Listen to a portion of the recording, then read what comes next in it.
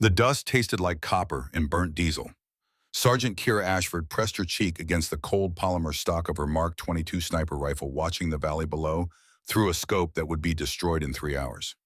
She didn't know that yet. Right now, all she knew was the rhythm of her breath and the mathematics of distance. 4 in, hold, 6 out, 45 beats per minute, the heart rate of a predator waiting for the perfect moment. Below in the narrow valley, the locals called the Devil's Throat, 14 American soldiers were moving toward an ambush they couldn't see. And Kira's job was simple: keep them alive, no matter the cost. She'd been in this position for 6 hours, motionless, a statue carved from patience and purpose. This was what separated the living from the dead in her line of work. Not the shooting. Any fool could pull a trigger. The waiting. The absolute stillness of someone who understood that movement meant death. Beside her, Staff Sergeant Brennan Cole shifted slightly behind his spotting scope. 42 years old, father of 3 daughters back in North Carolina, the kind of steady professional who made the hard job look easy. After 4 months working together, Kira could read him like terrain. That small shift meant he'd seen something. Talk to me, Cole. Movement in the tree line, northwest quadrant. Can't get a count yet. Kira didn't move her rifle, didn't need to. Trust your spotter. That was rule 1. Organize, she asked. Yeah, too organized. Brennan's voice was flat, professional. This isn't a patrol, it's a setup. The radio crackled against her collar. Master Sergeant Dalton Carver's voice calm, despite what he was seeing. All positions Eagle actual. Extraction team is entering the valley. ETA to pickup zone 12 minutes. 12 minutes. Kira did the math without thinking. At their current speed, the convoy would roll right into the kill zone in 8. She keyed her mic. Eagle Ghost, I'm seeing what looks like prepared positions in the tree line. Recommend extraction team halts and establishes defensive posture. A pause. Then the convoy commander's voice tight with urgency. Negative, Ghost. We have critical wounded on board. We're pushing through. Brennan looked at her, said nothing, didn't have to. They both knew what was about to happen. Kira settled deeper into the rifle. Checked her magazine. 7 rounds, 7 chances to change the outcome of the next few minutes. She thought about her Uncle Silas back in the Appalachian Mountains, teaching a 6-year-old girl to hunt. His voice in her memory, patient as stone. Don't look for the rabbit, Kiki. Look for what doesn't belong. She scanned the valley, looking for what didn't belong, finding it everywhere. This was going to be bad. But 3 days ago, she hadn't known that. 3 days ago, Firebase Eagle had been just another forward operating base in just another rotation. Hot, dusty, filled with soldiers trying not to think about home. The briefing tent was a sweltering cave of canvas and trapped heat. 15 soldiers packed into a space meant for 8. All of them tired.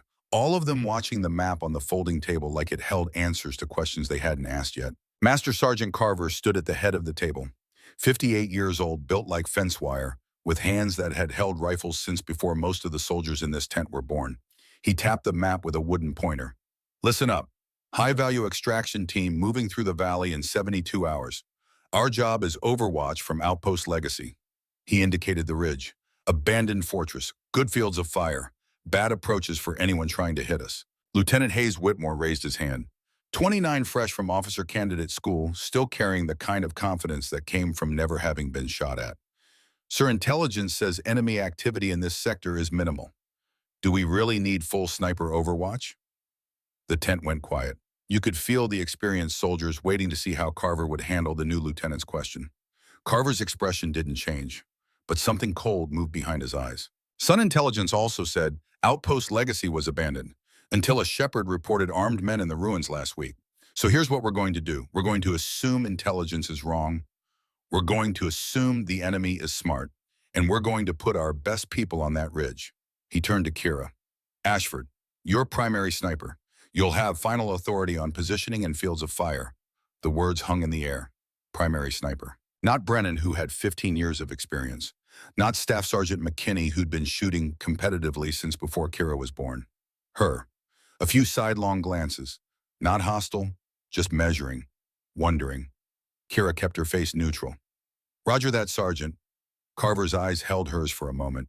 Something passed between them. Recognition. He'd seen something in her that others missed. After the briefing, soldiers filtered it out into the heat. Kira stayed studying the map, memorizing elevations, dead zones, choke points, the terrain where men would live or die based on decisions she made in the next 72 hours. She sensed someone behind her, turned, Carver stood in the empty tent, arms crossed. You know why I picked you for primary Ashford? You said I'm patient, Sergeant. That's part of it. He moved closer, voice dropping to something private. 3 years ago, international sniper competition, Prague. You placed second. Lost by 1 point to a Russian contractor named Katya Volkov. Kira felt her stomach drop. She'd competed under her maiden name, kept it off her service record. How did he don't look so shocked? I was there, observing talent for the Army. Carver's smile was thin. You were 19 years old, competing against shooters twice your age. You nearly beat the best in the world on a technicality over win reading in the final stage. That was a long time ago. 3 years isn't long, and you're better now, he paused. So why hide it? Why not use that credential? You could have walked into any sniper unit in the Army with that silver medal. Kira met his eyes. Because credentials don't pull triggers, Sergeant, and I didn't want to be the girl who almost won. I wanted to be the soldier who does the job without the spotlight. Carver studied her, then nodded, slow and deliberate. That's exactly why you're primary. Not because you're good, because you understand what matters. He started to turn away, then stopped. One more thing, and this stays between us. Something in his tone made Kira straighten. This is my last rotation. Doctors found something 6 months ago. Pancreatic cancer. Stage 4. They gave me a year. I've got maybe 6 months left. The words hit like a physical blow. Kira opened her mouth, closed it. What do you say to that, Sergeant? I don't. Carver's voice was sharp. I'm not looking for sympathy. I'm telling you because if things go sideways on that ridge, you need to be ready to lead. Cole's a good man, but he's got 3 daughters waiting for him. He'll hesitate when it counts. You won't. Why are you even here if you're dying? The word was matter of fact. Clinical, because I'd rather die doing the jade than in some VA hospital bed with morphine and pity. Now get your gear squared away. We wheels up at 0600. He walked out. Kira stood alone in the empty tent, feeling the weight of 2 secrets settle on her shoulders like sandbags. Carver's death sentence, her own hidden past. She'd come to Afghanistan to escape being known, to be just another soldier. But the past had a way of finding you, even in the Hindu Kush. That evening, Kira sat in the motor pool cleaning her rifle for the 3rd time. The Mark 22 lay disassembled on a canvas tarp. She worked the bolt, checking for carbon buildup, knowing it was already clean, but needing the ritual, the familiar mechanics, the simple order of maintenance. Footsteps. Brennan approached, carrying his own rifle bag. He sat on an ammo crate, started his own cleaning routine. They worked in comfortable silence for a while. Then Brennan spoke. You know why Carver really picked you? Kira didn't look up from the bolt she was cleaning. He said patience. That's true, but it's more than that. Brennan pulled out his wallet, flipped it open. 3 little girls smiled out from a worn photograph. Emma, Lily, and Sarah. Every time I look through that scope, I'm thinking about them, about getting home, about not screwing up and leaving them without a father. He closed the wallet, met her eyes. You know what you're thinking about when you are behind the rifle? The target. Exactly. You don't carry the weight we do. Not yet. That makes you the most dangerous person on this team. You can focus when the rest of us are distracted by everything we have to lose.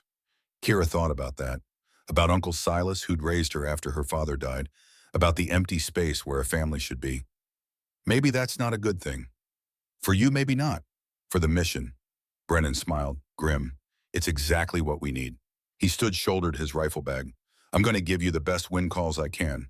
I'm going to spot for you like my life depends on it. Because it does. And I need you to promise me something. What? If something happens to me up there, you finish the mission. You don't stop. You don't grieve. You finish it.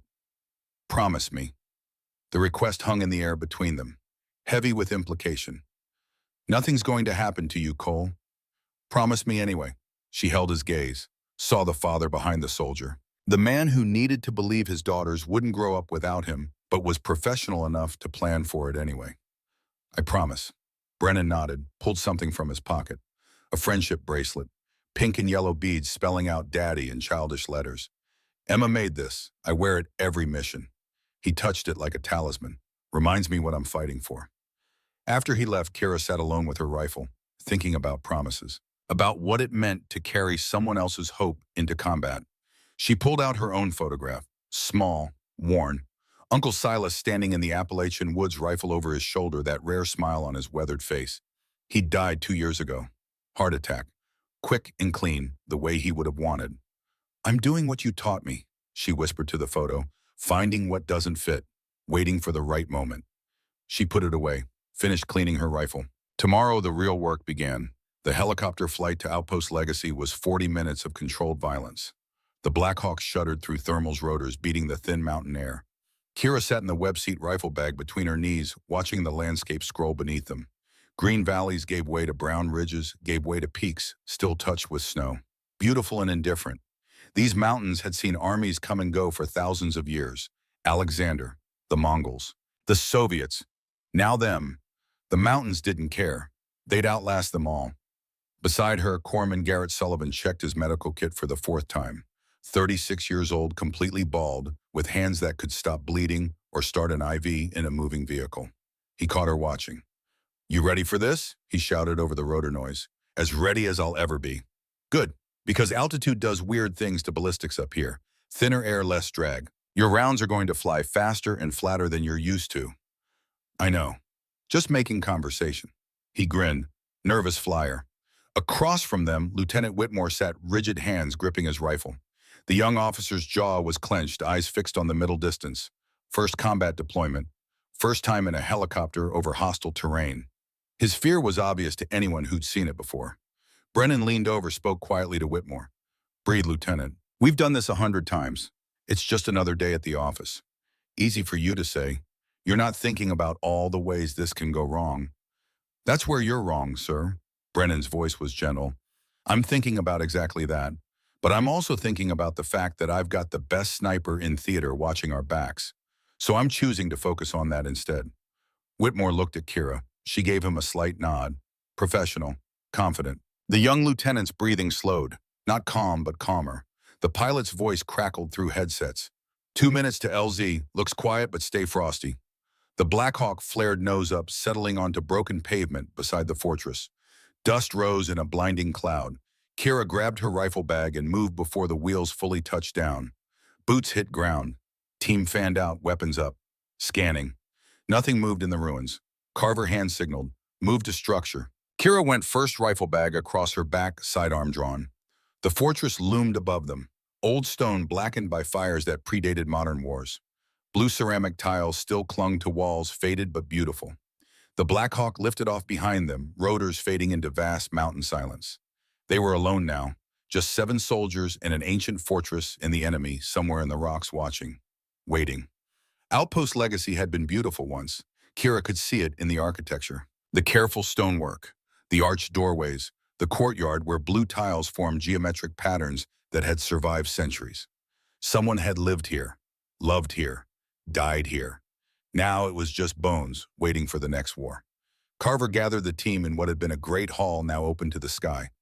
72 hours until extraction team arrives. Ashford, Cole Sullivan, find your positions. Set up primary and secondary hides. Whitmore, you're on the east wall with communications. Radio check every 30 minutes. Where will you be, Sergeant? Whitmore asked. Carver's smile was thin. Wherever I'm needed, Lieutenant. Kira moved through the ruins with Brennan reading terrain like a language she'd spoken her whole life. She'd memorized satellite imagery for days, but imagery didn't tell you about wind patterns, about how sun moved across stone, about which positions offered real concealment versus comforting illusion. She climbed to the highest intact point, an old tower, 3 walls still standing open to the north. From here, the valley stretched out like a map. She could see the road the extraction team would use, see choke points where ambushes made tactical sense, see the distant ridge where an enemy sniper might establish overwatch. This is it, she said. Brennan looked through his spotting scope, scanning sectors.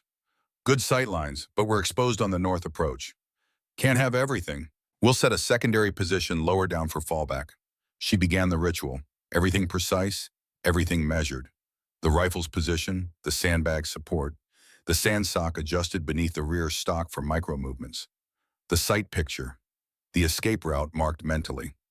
Brennan set up beside her, spotting scope, Kestrel weather meter, rangefinder, notebook. Between them, they created a small ecosystem of precision. Range to the Valley Road, Kira asked. 800 yards at even.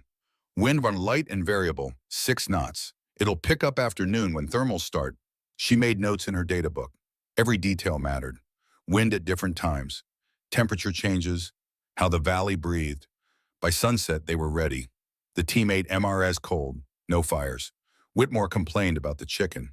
Sullivan told him to shut up and appreciate being alive to eat it. Brennan showed photos of his daughters, the ritual Kira had learned he performed before every mission. As darkness fell, Carver found Kira on the roof watching stars emerge over the mountains. "You good, Ashford?" "Yes, Sergeant." He was quiet for a moment. In the darkness, she couldn't see his face, just his silhouette against the stars. "This isn't training anymore. Tomorrow, the bullets are real. Men might die, might be us, might be them. You ready for that?" "I've been training for this my whole life." "Training isn't the same as doing." He paused. "I picked you because you're patient, because you understand that sometimes the hardest part isn't pulling the trigger. It's living with what happens after. Uncle Silas taught me that. Smart man. What did he do?" "Gulf War. Never talked about it much. Just taught me to shoot, to wait, to respect what the rifle could do." "He teach you about the combat and Kira thought about Uncle Silas in his final years, the way he'd stare at nothing, the nightmares he never mentioned but everyone knew about. "Yeah, he taught me about the Sastikin." Carver turned to face her. In the starlight, his face looked carved from stone. "Then you know more than most. Get some sleep. Tomorrow's going to test everything you think you know." But Kira didn't sleep. She lay in her sleeping bag, listening to wind through broken stone, thinking about Uncle Silas, about Brennan's daughters, about Carver's 6 months, about the weight of being the one who had to be perfect when everyone else was allowed to be human. At 0300, she gave up on sleep, climbed back to her position. The stars were brilliant in the thin mountain air, brighter than anywhere back home. Below the valley was a pool of darkness, hiding whatever tomorrow would bring. She pulled out her rifle, checked it again, not because it needed checking, because the ritual calmed her. Uncle Silas's voice in her memory. "The rifle doesn't care if you're scared, Kiki. It only cares if you're steady." She was steady. Tomorrow that would have to be enough. Dawn came cold and pale over the Hindu Kush. Kira watched the sun climb, watched shadows retreat from the valley floor. The light changed everything. What had been formless darkness became terrain, features. The road winding through the valley like a scar. "I have visual on extraction team," Brennan said beside her. 6 vehicles, 2 MRAPs, 4 Humvees. She found them through her scope. The lead vehicle kicked up dust, moving fast. Too fast for these roads. Someone was nervous. The radio crackled. Carver's voice battle calm. "All positions, Eagle Actual. Extraction team is Oscar Mike, ETA, UTA pickup zone 15 minutes. Kira settled into her rifle, cheek weld perfect, breathing steady. She began her scan, sector by sector, patient, methodical, looking for what didn't belong. Found it. Movement in the tree line. Not random, coordinated. She counted. 12. No 15. More appearing as she watched. "I have enemy combatants," she reported. "Tree line northwest of road. Count now at 20 plus. This is organized." A pause on the radio, then Carver voice tight with new tension. "Copy Ghost. Extraction team, be advised you are approaching prepared ambush. Recommend halt and establish defensive position." The convoy commander's response was immediate, desperate. "Negative Eagle. We have critical wounded. We're pushing through." Brennan looked at her. "They're going to get slaughtered." "I know." The convoy rolled forward, confident, unaware. 800 yards from the kill zone, Kira found a target through her scope. Enemy fighter with an RPG, waiting in the trees. Patient, professional, 700 yards. She could take the shot now, drop him before he fired. But the moment she did, she'd reveal her position. And there were at least 20 more where he came from. 600 yards. "Ghost, do you have the shot?" Carver on the radio. "Affirmative. But I'm seeing military-age males with heavy weapons. This isn't Taliban. This is professional." 500 yards. Brennan's hand tightened on his spotting scope.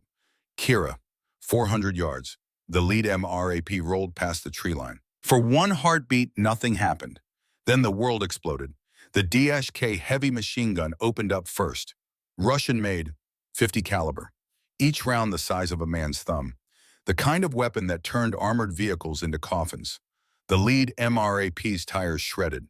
The vehicle slewed sideways, blocking the road. Men poured out, returning fire, scrambling for cover that didn't exist. "Ghost, you are cleared. Hot," Carver's voice. "Suppress that gun." Finally, Kira found the machine gun position, 830 yards. The gunner was good, firing controlled bursts, keeping the barrel from overheating. Professional, dug in behind sandbags and stone. Wind call, she said. Brennan was already on it. 12 knots, 3 o'clock, steady. She adjusted, clicked the turret, felt the sandsock settle beneath the rifle. Her heartbeat slowed, 45 beats per minute. In the space between beats, the world went quiet. Uncle Silas's voice. Find what doesn't fit. The gap in the sandbags. The dark shape of the gunner's head. She waited for him to shift position. Waited for the wind to hold. Patience. The gunner leaned into his weapon for another burst. Kira took the shot. The Mark 22 barked. Recoil punched her shoulder, familiar and welcome. Through the scope, she saw the result. The gunner jerked backward, went still. The machine gun fell silent. Target down, Brennan confirmed, but there was no time for satisfaction. Enemy fire shifted, not at the convoy now, at them. The ridge. Her position. Rifle rounds snapped overhead, chipping stone, filling the air with dust and fragments. They know where we are, Brennan said. Kira stayed behind the scope, worked the bolt. Brass casing spun away. Fresh round chambered. 6 rounds left. Second target, 900 yards. Kneeling behind a boulder. She compensated for range, held higher, fired, hit, 5 rounds. Third target, moving. Running toward the convoy. She let him, timed his stride, squeezed. Miss, bullet kicked dirt behind him. 4 rounds. Wind shifted, Brennan called. 15 knots now. She adjusted, found the runner again. He'd stopped behind cover. Small target, long range, breath, hold, fire. The man dropped. 3 rounds left. Below, the extraction team was fighting back, but they were pinned, outnumbered. The helicopter circling overhead couldn't land while the ground was hot. They needed her. Kira found another target. Fired. Another. Each shot bought seconds. Bought space. Bought lives. 2 rounds left. Then she heard it. A sound that made her blood run cold. The ascending whistle of mortar rounds. Incoming, Brennan shouted. The first mortar hit 50 yards behind their position. The blast wave rolled through the tower like thunder. Ancient stones shook. Dust rained from above. They're walking it in, Brennan said, voice tight. Adjusting fire, we need to move. But they couldn't move. Below, 14 men were still pinned, still dying. If she abandoned this position, they'd all die. 1 round left in the magazine. 6 more in her chest rig. The second mortar hit 30 yards away. Closer. The tower shook harder. Kira ignored it. Found another target. Fired. Dropped her magazine. Loaded fresh. 7 rounds again. But the mortars were getting closer, more accurate. Someone down there was good at their job.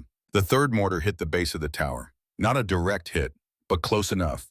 The blast wave lifted Kira off the ground and slammed her into the stone wall. Her head cracked against rock. Her vision went white, then red, then dark around the edges. She couldn't hear, just ringing. High-pitched and constant. She tried to move. Something was wrong. Her rifle. The scope. She blinked, focused. The loopholed optic was cracked, reticle twisted 30 degrees off axis. Useless. Brennan, she tried to say, but her voice sounded distant underwater. She turned her head, saw him lying 3 feet away, not moving. The spotting scope shattered beside him, blood on his face. Too much blood. Brennan, she crawled to him. Hands found his neck. Searching for a pulse. Found it, weak, thready, but there. He was alive. Another mortar round hit. Even closer. The enemy was zeroing their position. Another minute, they'd land one right on top of them. Kira looked at her rifle. Cracked scope, no spotter. Enemy closing in. Looked at Brennan, unconscious. Bleeding. Needing medical attention she couldn't provide. Looked at the valley. 14 men still fighting. Still hoping someone on this ridge was keeping them alive. 7 rounds in her rifle. Iron sights only, and a promise to finish the mission. She grabbed Brennan's drag handle. Started pulling him toward thicker cover. He was heavier than he looked. Dead weight. But she'd trained for this. Dragged sandbags heavier than him across obstacle courses in Georgia heat. She got him behind a more substantial wall. Checked his wounds. Head trauma. Scalp bleeding, but nothing arterial. Concussion. Maybe worse. He needed a medic. But there was no medic. Not for him. Not while the battle raged. Stay with me, Cole, she whispered. I've got this. Just stay alive. She went back to her rifle. The scope was destroyed, but iron sights were intact. Backup sights. For emergencies. This qualified. She settled back into position, The valley swam in and out of focus. Her head throbbed. Blood trickled from a cut she didn't remember getting.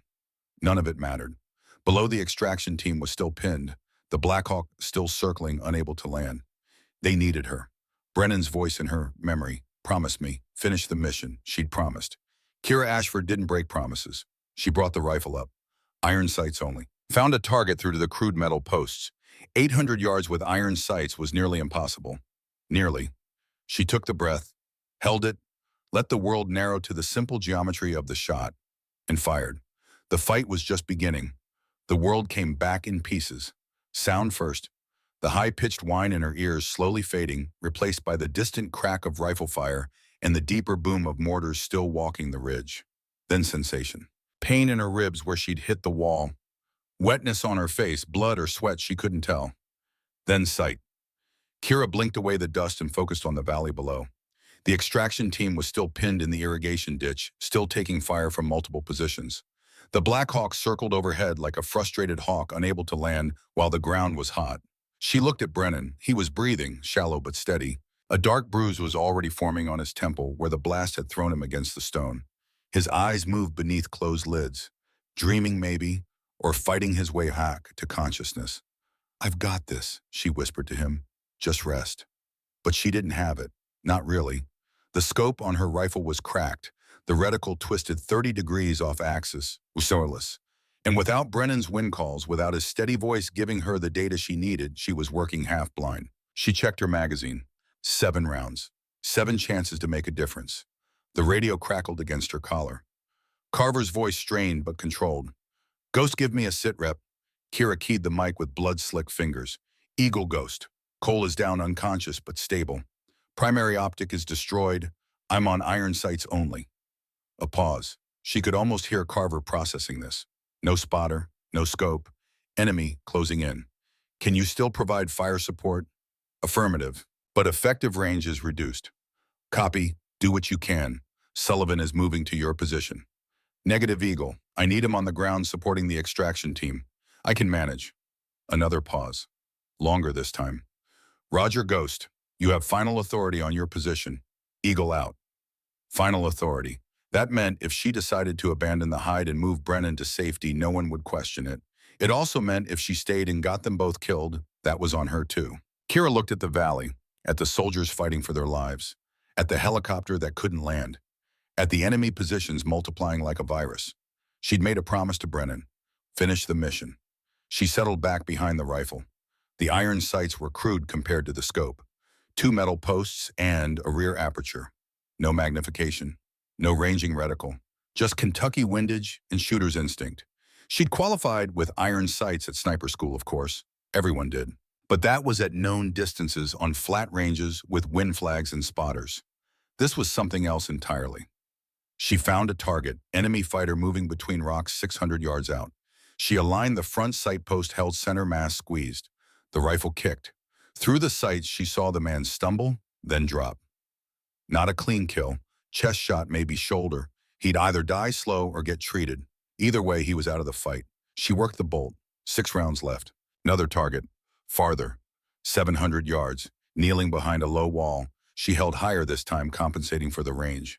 Fired. Miss. The bullet kicked up dirt 2 feet right. Wind. She'd forgotten to account for the wind without Brennan's calls. Stupid. Fatal mistake in the making. She pulled the Kestrel from Brennan's chest rig. Read the display. 15 knots gusting to 20. Coming from her right. She'd have to hold off target. But how much the formulas she'd memorized at school seemed useless now. Abstract math in a world of concrete death. Uncle Silas's voice. "Don't think. Feel. The wind is just air. You've been reading air your whole life." She closed her eyes, felt the breeze on her face, steady. Then a gust. Then steady again. She opened her eyes. The same target was still there. Patient enough to wait for her to figure it out. She held 2 feet left of center mass. Fired. The man dropped. 5 rounds left. But the enemy had found her rhythm now. They knew where she was, knew she was alone up here, and they were adapting. Small groups moving undercover using terrain advancing toward the tower. They were coming for her. A new sound cut through the chaos, the sharp crack of a precision rifle. Not the wild spray of AK fire. Something disciplined. Professional. The bullet hit 6 inches from Kira's head, spraying her with rock fragments. She dropped flat, hard hammering. That wasn't suppressive fire. That was a shot meant to kill. She'd been so focused on the valley she'd forgotten to check her flanks. Someone was hunting her. Kira low-crawled to a different position, eyes scanning the distant ridgeline. There, a flash of movement. Not much, just a shape that didn't match the terrain. 800 yards out, maybe more. Higher elevation than her position. Another shot. This one punched through the sandbag 2 feet to her left. Whoever it was, they were good. Very good. Kira grabbed Brennan's spotting scope. The front lens was shattered, but the eyepiece still worked. She glassed the ridge sector by sector patient despite the bullet snapping overhead. Found it, a hide. Professional work. Camouflage netting. Natural vegetation for concealment. Only visible because of the angle of the sun creating a shadow where there shouldn't be one. Enemy sniper. And based on the accuracy of those shots, someone with training, real training, not Taliban with hand-me-down rifles. This was a professional. Kira felt something cold settle in her chest.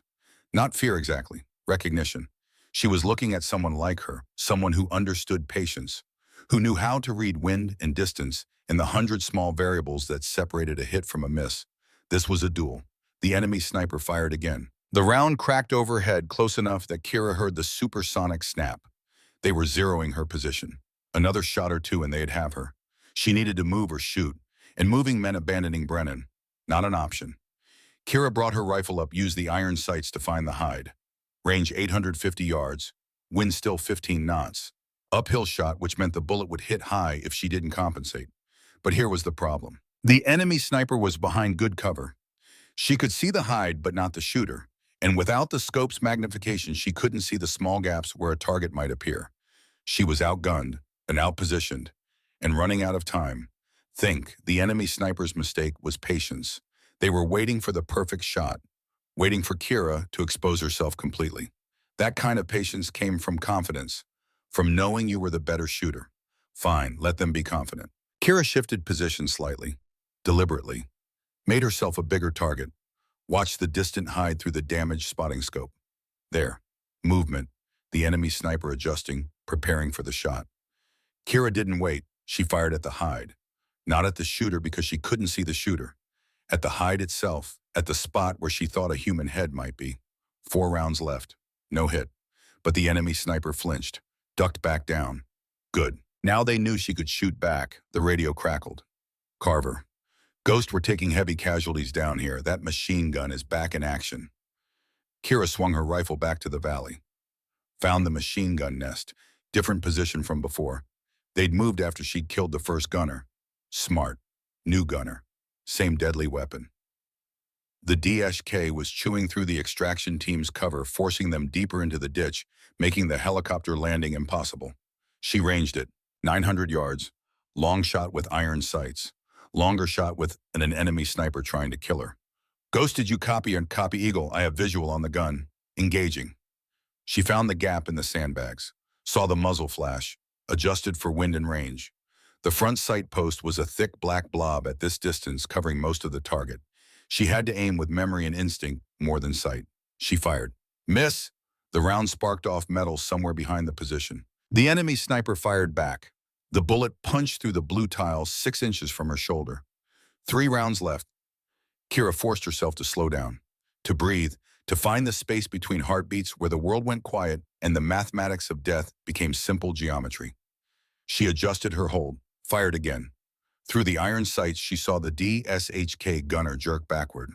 Not dead, probably, but hit. The machine gun fell silent. 2 rounds left, but the silence didn't last. The enemy sniper was moving. She caught the movement through the spotting scope, relocating. Professional again. Never shoot more than twice from the same position. Kira scanned, found the new hide. Closer now, 700 yards. The enemy sniper was taking risks, pushing forward. Why? Because they knew she was almost out of ammunition. Because they'd been counting her shots. A voice behind her. Weak but conscious. Kira. Brennan. His eyes were open, blood crusted on the side of his face. He tried to sit up, groaned, lay back down. Stay down, she said. You have a head injury. How bad? Bad enough, don't move. He blinked, trying to focus. Saw the shattered scope, understood. You're on irons. Yeah. How many left? She didn't want to answer, but he was her spotter. He deserved to know. Two, Brennan closed his eyes. She thought maybe he'd passed out again. Then he spoke. There's a notebook. In my left cargo pocket. Wind data. I've been tracking patterns for 2 days. Kira found it.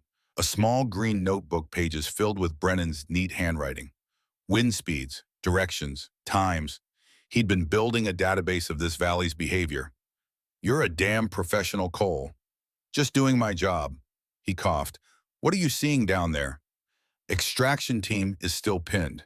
Machine gun is down, but they have infantry moving in. And there's a sniper on the North Ridge trying to kill me.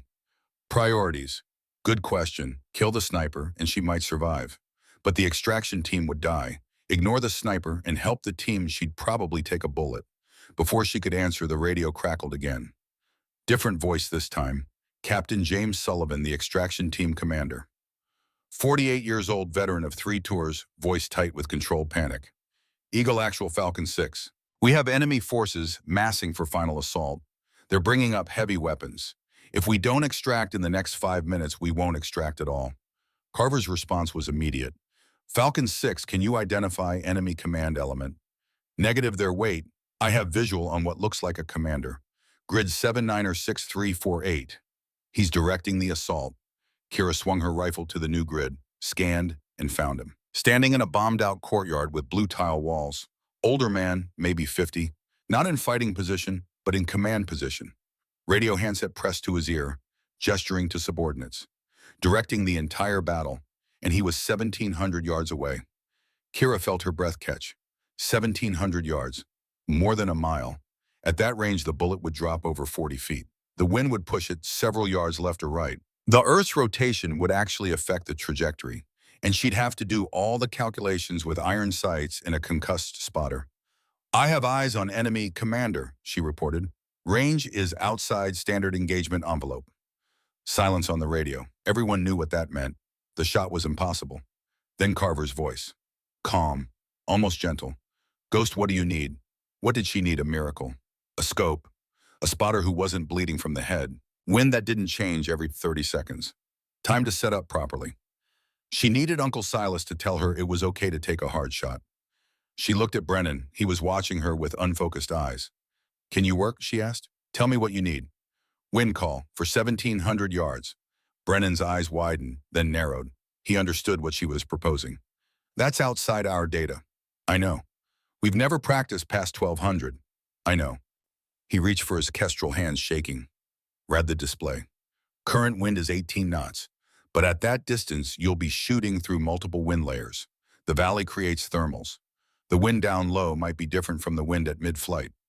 Kira pulled out her own data book, started calculating. Bullet drop at 1,700 yards with the .338 Lapua Magnum round, accounting for air density at altitude, accounting for the uphill angle. The numbers were staggering. I need to hold 11 mils elevation, she said, and at least 4 mils for wind, maybe more. Iron sights don't have mil adjustments. I know. I'll have to hold off. She looked through the sights at the commander. At 1,700 yards, the front sight post completely covered the target. She was aiming at a man she couldn't see with an instrument that wasn't designed for this. Brennan coughed, wiped blood from his mouth. If something happens to me up here, you finish the mission. That's what I said. You're not dying, Cole. But the mission is unless you take this shot. He met her eyes. I trust you, Ghost. Take the shot. Below in the valley, gunfire intensified. The enemy was making their final push. 14 Americans were about to be overrun. Kira looked at the commander through her sights. He was gesturing, animated, directing his forces to victory, confident, in control. He had no idea a woman with 2 bullets and broken equipment was aiming at him from over a mile away. She settled into the rifle, adjusted the sandsock, found the most stable position her battered body could manage. Wind call, she said. Brennan checked the kestrel again. 18 knots steady, but you're going to hit thermal layers. I'd add another 2 mils left to be safe. 6 mils left, 11 mils up. At this range, she was aiming at empty air 10 feet above and 6 feet left of the target, trusting physics and prayer in equal measure. Her finger found the trigger. 2.5 pounds of pressure between this moment and the next. She thought about Uncle Silas in the Kentucky woods, about the rabbit that taught her patience, about the weight of every life taken and every life saved. She thought about Brennan's daughters who would never know their father died buying time for this shot. She thought about 14 men in a ditch who just wanted to go home. Then she stopped thinking. Her heart rate dropped. 45 beats per minute. 40. She counted the space between beats. In that silence, the calculations fell away. The fear fell away. There was only the rifle and the target and the invisible line connecting them. She began the trigger press. Smooth, steady. The rifle didn't know it was impossible. The rifle just knew physics. The Mark 22 barked. The recoil drove into her shoulder. She stayed behind the rifle, watching through the iron sights, knowing she wouldn't see the impact but unable to look away. 1 second. The commander was still gesturing, still talking into his radio. 2 seconds. The bullet screamed through the thin mountain air, pushed by wind, pulled by gravity, spinning at 200,000 RPM. 3 seconds. The blue tile wall behind the commander exploded in a cloud of dust and fragments. The commander didn't stumble, didn't grab at a wound. He simply fell backward like a puppet with cut strings. For a moment, the valley went silent. Then chaos. The enemy fighters stopped firing, started looking around. Their commander was down. The voice in their radios had gone quiet. The invisible hand directing them had released its grip. Brennan was staring at her. "Did you just check it?" she said. He put his eye to the damaged spotting scope, focused on the courtyard, then laughed, a short, pained laugh that turned into a cough. "Center mass, 1,712 yards. You magnificent." The enemy sniper's bullet hit him in the upper chest. Kira saw it happen, saw Brennan jerk forward, saw the blood spray, saw him collapse. "No!" She dropped the rifle, grabbed him. He'd pulled himself up to look through the spotting scope, had exposed himself above the wall, and the enemy sniper had been watching. Waiting for a target, had taken it. Brennan's eyes were wide, confused. His hand went to his chest, came away red. "I'm sorry," he whispered. "I'm sorry, I should have—" "Don't talk. Don't you dare die on me, Cole." But she could see it, the location of the wound. High chest near the subclavian artery. Without immediate trauma care, he had minutes, maybe less. "Kira." His hand found hers, squeezed. "The girls, tell them." "You'll tell them yourself. Just hold on." She keyed the radio with shaking fingers. Eagle Ghost. "Cole is hit bad. I need Sullivan up here now." Carver's voice came back, distant and small. "Sullivan is pinned down. The enemy is collapsing on the extraction zone. We can't break contact." Kira looked at Brennan, at the blood spreading across his chest, at his eyes losing focus. She looked at her rifle, at the single round left in the magazine. One bullet. An enemy sniper somewhere on that ridge who just killed her spotter. And a promise to finish the mission. Brennan's hand went slack in her. "No, no, no, no, Brennan, stay with me." But his eyes had closed, his breathing shallow and rapid. Shock setting in. He was dying and there was nothing she could do except watch. Or she could find the person who shot him. Kira picked up her rifle. One round.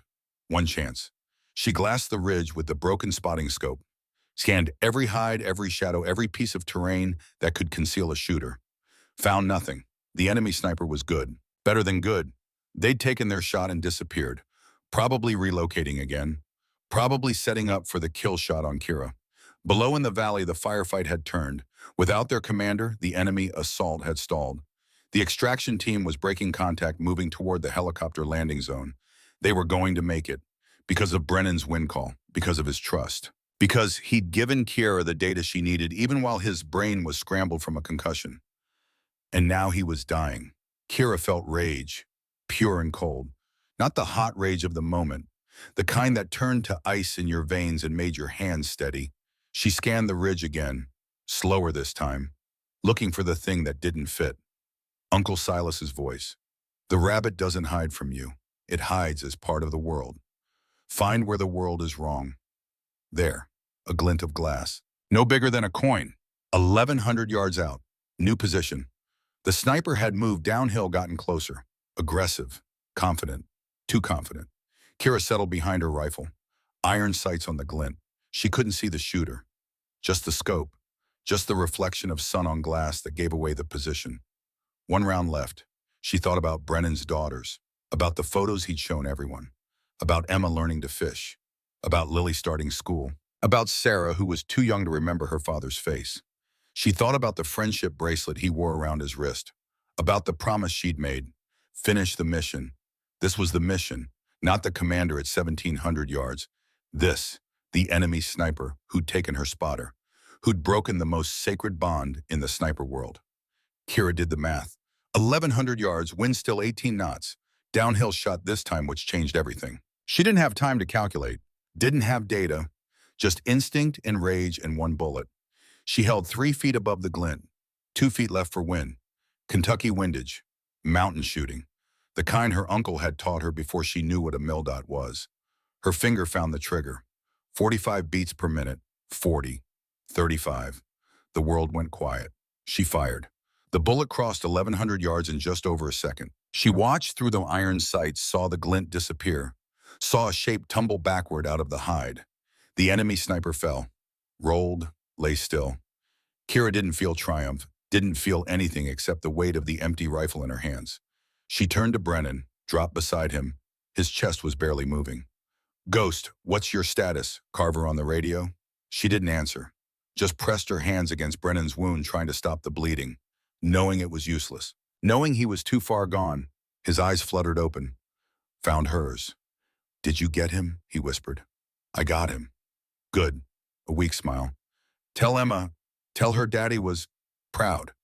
"You tell her yourself, Cole. The helicopter is coming. 2 minutes. Just hold on for 2 minutes." But they both knew he didn't have 2 minutes. Brennan reached up with his good hand, pulled something from his wrist. The friendship bracelet, pink and yellow beads spelling out daddy in childish letters. He pressed it into her palm. "Promise," he said. Kira felt tears she didn't know she was crying. "I promise." Brennan smiled. Then his eyes went distant. His breath stopped. Staff Sergeant Brennan Cole died at 13:47 hours. Died looking at the mountain sky. Died knowing his shot had saved 14 lives. Died in the arms of a soldier who would carry his memory like a weight for the rest of her life. Kira stayed with him, held his hand. The battle was over. The extraction team was loading onto the helicopter. The enemy was retreating. Victory tasted like ash and blood. Footsteps behind her. Sullivan arriving, finally, medical kit in hand. He took one look at Brennan and stopped. "Kira, I'm sorry. I tried to get here, but he's gone." Sullivan knelt, checked for a pulse he knew he wouldn't find. Started to say something, stopped, put a hand on her shoulder. Below, the Black Hawk was lifting off with the extraction team. 14 men who would go home to families who didn't know how close they'd come to widows and orphans. The radio crackled. "Carver. Ghost, time to move. Second bird is inbound for extract. ETA 2 minutes. Kira looked at Brennan's body, at the bracelet in her hand, at the rifle with its empty magazine. She'd made 2 impossible shots, had saved 14 lives, had killed an enemy sniper at extreme range with iron sights, and lost the one person who mattered most. She stood, picked up her rifle, started gathering Brennan's gear, his notebook, his kestrel, the photo of his daughters that had fallen from his pocket. Sullivan helped. Neither spoke. There was nothing to say that mattered. The second Black Hawk flared overhead rotors, whipping dust into a blinding cloud. Carver appeared, helping to load Brennan's body onto a stretcher. He looked at Kira, saw the blood on her hands, the tears cutting tracks through the dust on her face. The empty expression of someone who'd just lost too much. "You did good, Ashford," he said quietly. "Better than good. You saved them all." Kira looked at him, through him. "I saved 13. I lost 1. She climbed aboard the helicopter, sat next to the body bag that held Brennan Cole, held his bracelet in her hand, watched Outpost Legacy shrink beneath them. The pilot's voice over the intercom. "Ground reports enemy force is in full retreat. Commander neutralized at 1,700 yards plus." "That true?" No one answered. Kira just stared at the mountains, at the ridge where an enemy sniper lay dead, at the courtyard where a commander had fallen, at the tower where she'd made a promise. Finish the mission. She'd finished it, and it had cost her everything. The Black Hawk shuddered through updrafts rising from the valley floor. Inside, the cabin smelled like hydraulic fluid and blood. Kira sat on the metal bench seat, still wearing her combat gear, still covered in dust and Brennan's blood. The body bag lay strapped to the floor beside her. She kept one hand on it, as if he might need something, as if touch could somehow apologize. Across from her, Lieutenant Whitmore sat with his arm in a makeshift sling. The tan bin who'd frozen during the first engagement, who'd gotten his confidence back just in time to draw enemy fire and buy her 30 seconds. His face was pale, eyes distant. Shell shock, probably. or just the weight of understanding what combat really meant. Corpsman Sullivan worked on 2 wounded soldiers from the extraction team. Minor wounds, relatively speaking. Shrapnel, through and through gunshots. The kind of injuries that would get you a Purple Heart and a story to tell. The kind you survived. Not like Brennan. Master Sergeant Carver sat near the crew chief's position radio headset on coordinating with the command. His face was carved from stone. He'd been in long enough to know that victories and losses often wore the same face. That you could save 14 men and still lose the one who mattered. The pilot's voice crackled over the intercom. Firebase Eagle, 10 minutes. 10 minutes. Then the real war began. The paperwork war, the after-action reports, the investigations into how a staff sergeant died providing overwatch for a successful mission. The questions about whether the sniper team had been positioned correctly, whether the risks had been acceptable, whether Kira Ashford had done her job or gotten her spotter killed. She looked down at the friendship bracelet still clutched in her left hand. Pink and yellow beads.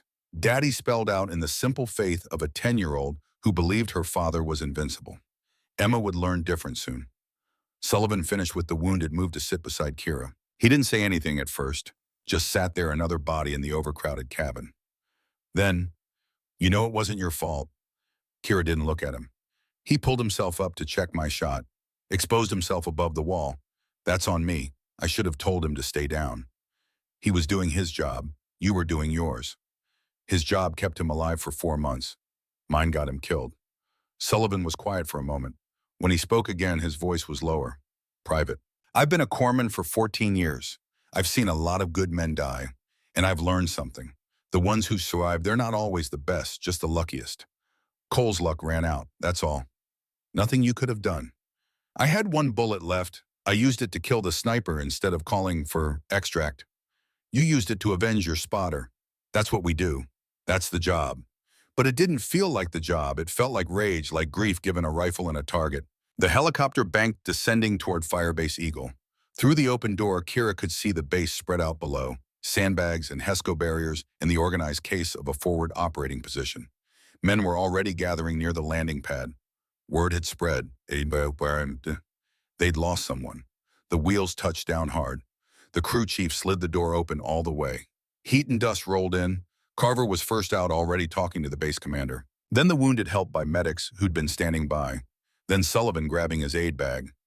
Kira was last. She stood, shouldered her rifle, and looked at the body bag. 4 soldiers appeared with a litter.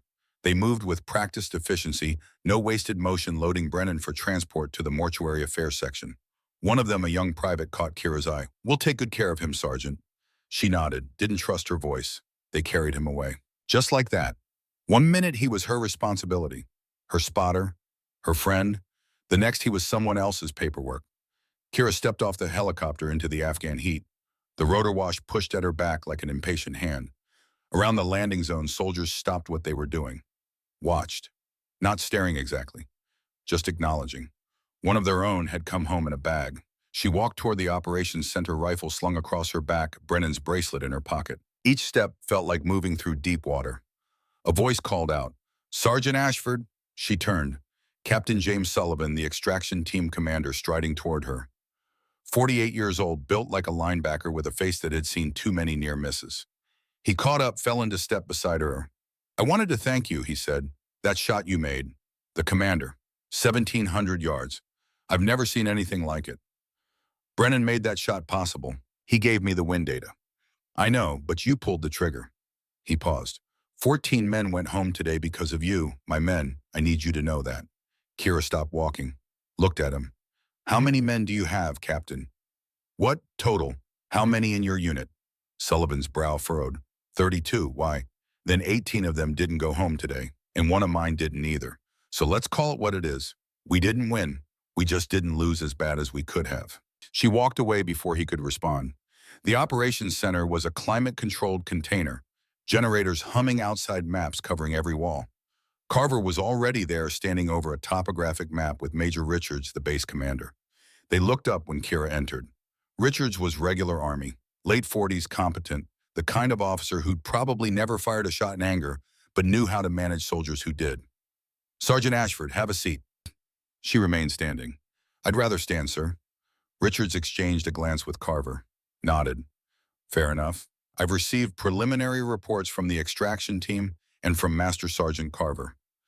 I need your account of what happened at Outpost Legacy. So it began. The debriefing, the questions, the slow dissection of the 6 hours that had turned Kira Ashford into something she didn't recognize. She told it straight, no embellishment, no emotion, just the facts. The initial engagement, the DSK machine gun, the mortar attack, Brennan's injury, the impossible shot at 1,700 yards, the enemy sniper, the final bullet. Richards took notes, asked questions, range estimates, wind conditions, rules of engagement compliance, the bureaucratic machinery of modern war grinding forward. When she finished, he set down his pen. Sergeant, based on your account and the reports from the field, I'm recommending you for the Silver Star. That shot at 1,700 yards with iron sights, no spotter under enemy fire. That's extraordinary marksmanship. Kira felt something cold settle in her chest. With respect, sir, I don't want it. Richards blinked. Excuse me? The Silver Star, I'm declining. You can't decline a recommendation. That's not how it works. Then I'm requesting it be awarded to Staff Sergeant Cole's family, posthumously. Carver shifted. Ashford. He gave me the wind data that made the shot possible. He maintained consciousness through a severe concussion to provide accurate information. He died because he was doing his job as my spotter. If anyone earned a medal, he did. Richards leaned back in his chair. I understand you're grieving. That's natural, but military decorations are awarded based on specific actions. Your shot saved 14 lives. That's medal-worthy by any standard. My shot killed 2 people. Brennan's professionalism saved 14 lives. There's a difference. The room went quiet. Outside, generators rumbled. Somewhere distant, a helicopter spooled up. Major Richards looked at Carver. Some silent communication passed between them. Finally, Richards spoke. All right, Sergeant, I'll note your objection in the report. But the awards board makes the final decision, not you. In the meantime, you're confined to base. I want you to see the combat stress counselor. That's an order, not a request. Yes, sir. And Ashford, what you did today, that's going to be studied at sniper school for the next 20 years. Whether you like it or not, you made history. Permission to be dismissed, sir.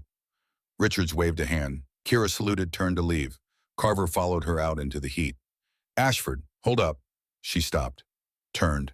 The old sergeant looked tired, more tired than she'd ever seen him. You did good today, he said quietly. Better than good. You held that position alone, made shots that shouldn't be possible, and brought the mission home. Cole would be proud. Cole would be alive if I'd been better. Cole would be alive if that mortar hadn't hit. If the enemy sniper had been 2 feet to the left. If the wind had shifted. If 1,000 small things had gone different. Carver stepped closer. You can't carry this kid. It'll break you. I made him a promise. Finish the mission. I finished it. That's all. Is it because from where I'm standing, you did a hell of a lot more than that? Kira met his eyes. I did what Uncle Silas taught me. Found the thing that doesn't fit. Then waited. That's not heroism. That's just patience. Carver studied her for a long moment. Then he reached into his cargo pocket, pulled out a folded piece of paper, handed it to her. Cole gave me this 3 days ago. Said to give it to you if anything happened to him. Kira's hands were shaking as she unfolded it. Brennan's handwriting. Neat. Precise. Ghost. If you're reading this, I bought it. Don't beat yourself up. We both knew the odds. I made my choice to be up there. You made yours. We did our job. Take care of the girls. Tell them their dad loved them more than anything. Tell them he died doing something that mattered. And ghosts don't let them make you into a hero. You're just a soldier. Like me. Like everyone who puts on the uniform and does the hard things nobody else wants to do. Stay humble. Stay professional. And for God's sake, get better at cleaning your rifle. I've seen cleaner weapons in a museum. Your spotter, Brennan Kira, read it twice, then folded it carefully, put it in her pocket next to the bracelet. Thank you, Sergeant. Carver nodded, started to say something else, stopped, just put a hand on her shoulder, squeezed once and walked away. Kira stood alone in the sun. Around her, Firebase Eagle went about its business. Soldiers moving equipment, helicopters coming and going, the machinery of war turning regardless of individual grief. She walked to the barracks, found her bunk, sat down on the thin mattress. Her hands were still shaking, not from fear, from exhaustion, from the adrenaline finally draining away and leaving nothing behind but the weight. She pulled out Brennan's letter, read it again. Don't let them make you into a hero. Too late. She could already feel it happening. The way soldiers looked at her when she walked past. The whispers. 1,700 yards, iron sights, saved the extraction team. They were building a legend, and legends weren't people. Legends didn't shake, didn't cry, didn't hold a friendship bracelet in their hands, and wonder how to tell a 10-year-old girl that her daddy wasn't coming home. Someone knocked on the doorframe. Sullivan, the corpsman. You okay? Fine. That's bullshit, and we both know it. He came in, sat on the bunk across from hers. I've seen that look before. Hell, I've worn that look. You're thinking about all the ways you could have done it different. Weren't you, every day for 14 years? He leaned forward, elbows on his knees. Here's what I learned. You can't save them all. You can only save the ones you can. And sometimes saving them costs more than you wanted to pay. Sounds like something from a fortune cookie. Sounds like the truth. He stood. Combat stress counselor is in building 6. Tomorrow 0900. Don't skip it. Wasn't planning to. Good, because Carver will drag you there himself if you don't show. Sullivan left. Kira lay back on the bunk, stared at the ceiling. Listened to the sounds of the base. Generators. Voices. The distant thump of a helicopter.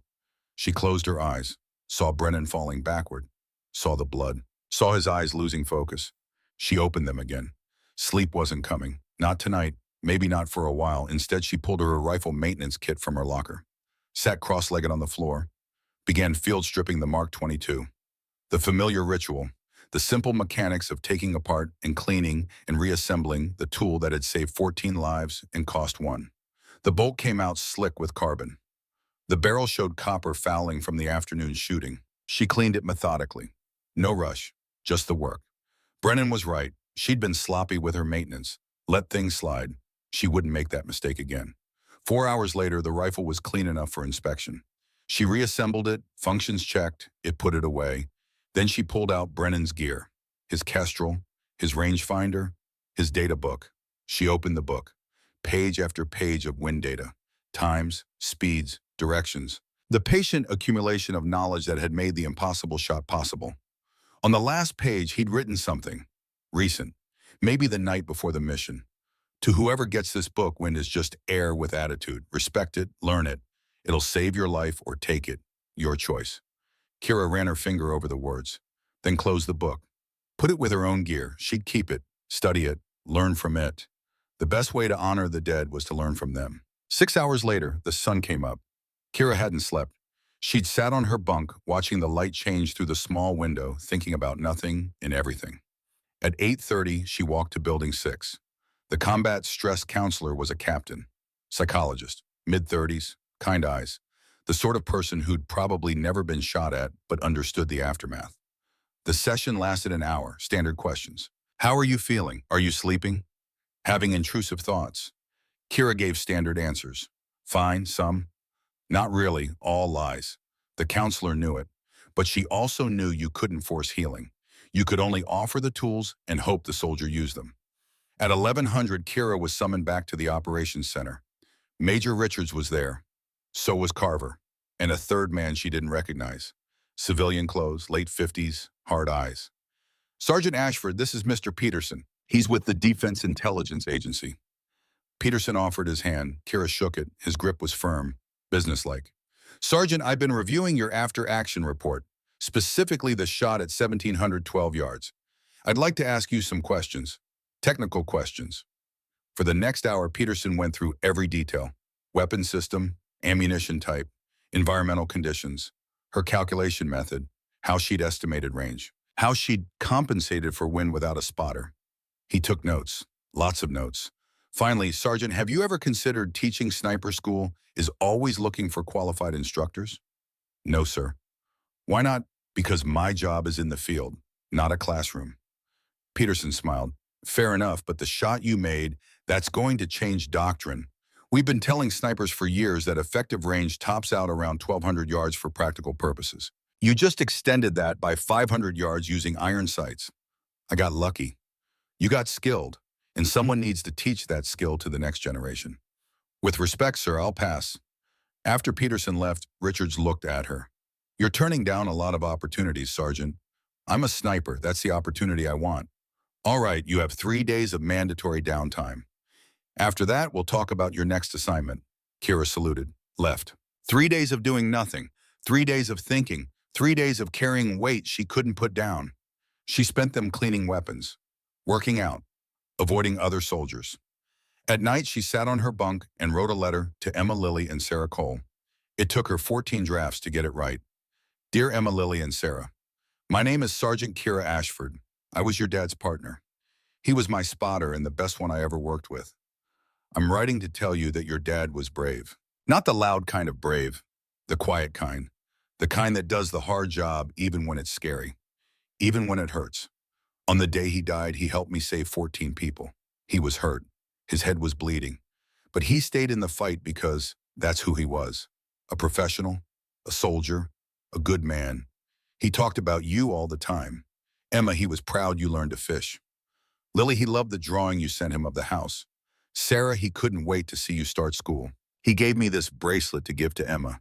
He wanted you to know he was thinking about you. Even at the end, I'm sorry I couldn't bring him home alive. I tried. I promise I tried. Your dad was a hero, not because he died, because of how he lived. With honor, with courage, with love for his family. I won't forget him, and I hope you won't either, Sergeant Kira Ashford. She sealed it, addressed it, took it to the mailroom.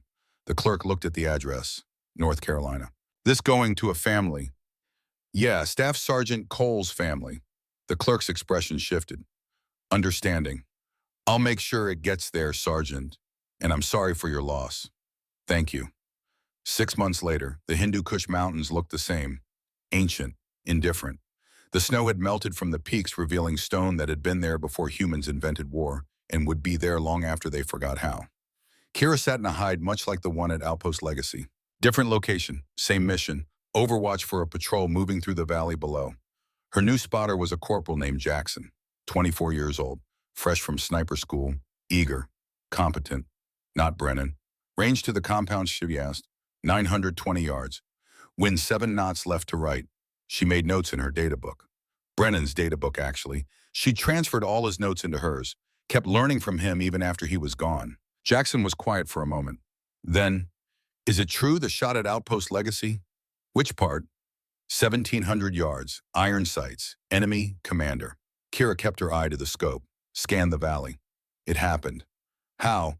Practice, patience, and a good spotter who gave me the wind data I needed. They say you're the best shooter in theater. They say a lot of things.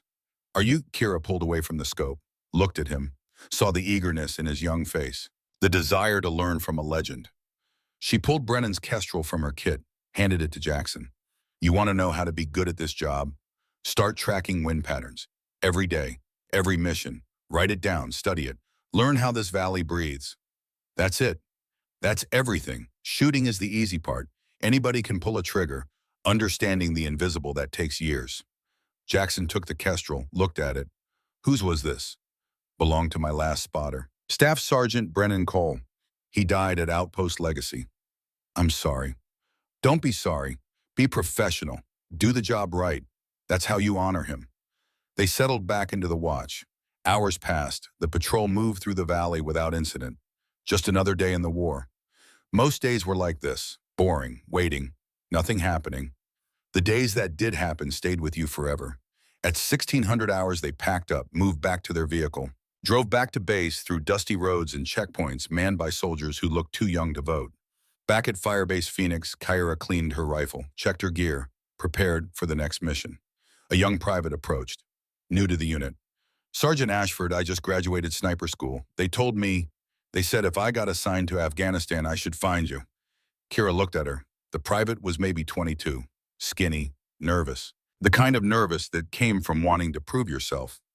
Why bio? Because you're Ghost. Because you made the impossible shot. Kira set down her cleaning rod. What's your name, Private? Cortez. Maria Cortez. All right, Cortez. First lesson. I'm not Ghost. I'm not a legend. I'm just Sergeant Ashford. I put on my boots one at a time like everybody else. I screw up. I get scared. I'm human.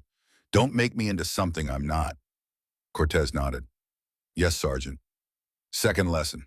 That shot at Outpost Legacy, I didn't make it alone. My spotter gave me the data. My team leader gave me the confidence. A lieutenant gave me time by drawing fire. It wasn't one person. It was all of us. You understand? Yes, Sergeant. Good, now, go find Corporal Jackson. He's tracking wind patterns. Tell him I said you're helping. Cortez hesitated. Will you train me? Kira thought about Brennan, about the promise she'd made, about finishing the mission. Yeah, I'll train you. But not because I'm some kind of hero, because somebody trained me, and that's what we do. We pass it on. Thank you, Sergeant. After Cortez left, Kira walked to her bunk, pulled out a small box from her locker. Inside was Brennan's friendship bracelet. She'd tried to send it to Emma with the letter, but the family had sent it back with a note. Keep it. Daddy would want you to have it. She held it in her palm, pink and yellow beads. Daddy spelled out in love and trust. She'd carry it. The same way she carried Brennan's data book. The same way she carried the memory of 1,700 yards and the cost of making that shot. Because that was the job. Not the shooting, the carrying. Outside, the sun set over the mountains. The same mountains that had seen Alexander's army, the Soviet army, now this army. The mountains didn't care. They'd outlast them all.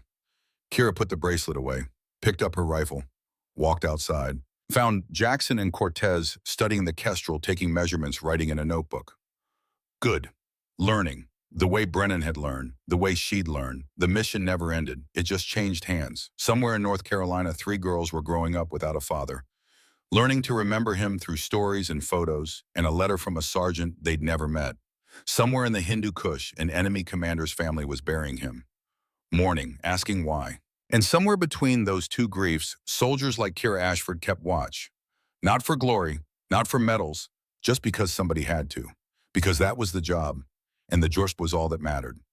She looked up at the darkening sky, thought about Uncle Silas, about Brennan, about all the people who'd taught her that patience was a weapon and silence was a language, and sometimes the hardest shot was the one you had to live with afterward.